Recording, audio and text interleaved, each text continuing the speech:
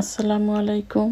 আজকে আমি দুধ না জ্বালিয়ে কিভাবে মিষ্টি দই করা যায় সেই রেসিপি নিয়ে আসলাম। একটা বলে আমি দিয়ে দিব 2 ক্যান এভাপোরেটেড মিল্ক,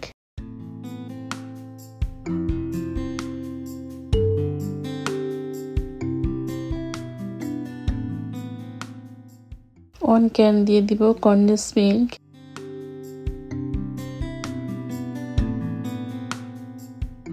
এখন এগুলোকে আমি ভালো মতো মিশিয়ে নিব। এটাকে এক সাইডে রেখে দিয়ে আমি টক দইটাকে ফেটে নিব।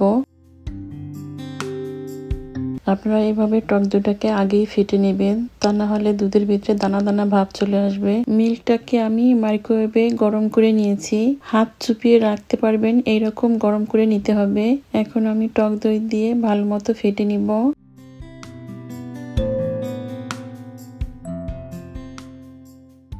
এখন যে কাপে আমি দইটা বসাবো সেই কাপগুলোতে আমি মিল্কের মিশ্রণগুলো তুলে নিব।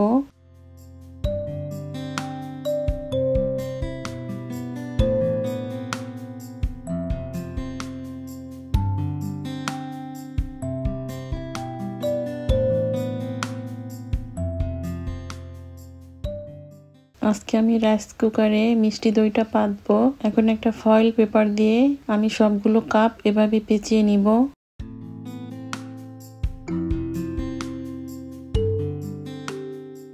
আমি কয়েকটি করে দেখাচ্ছি।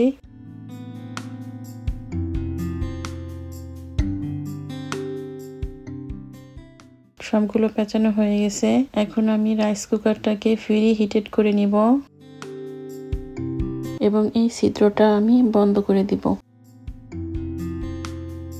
ফ্রি হিটেড হয়ে গেছে। এখন আমি কাপগুলোকে ভিতরে বসিয়ে দিব।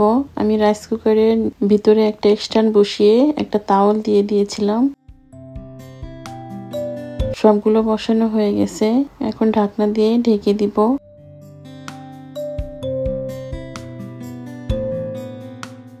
এখন রাইস কুকারটাকে আমি কুকে দিয়ে রাখবো। এভাবে 1 ঘন্টা পর আরো একবার আমি রাইস কুকারের সুইচ অন করে দিব। অটোমেটিক সুইচটা অফ হয়ে যাবে। তারপর আরো 1 ঘন্টা আমি অপেক্ষা করব। ফিরে আসলাম মোট 2 ঘন্টা পরে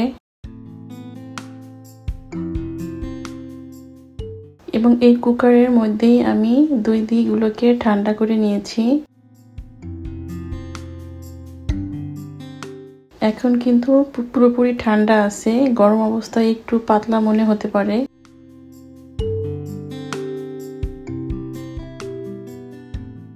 কিন্তু ঠান্ডা হয়ে গেলে ঠিক জমাট বেঁধে যাবে।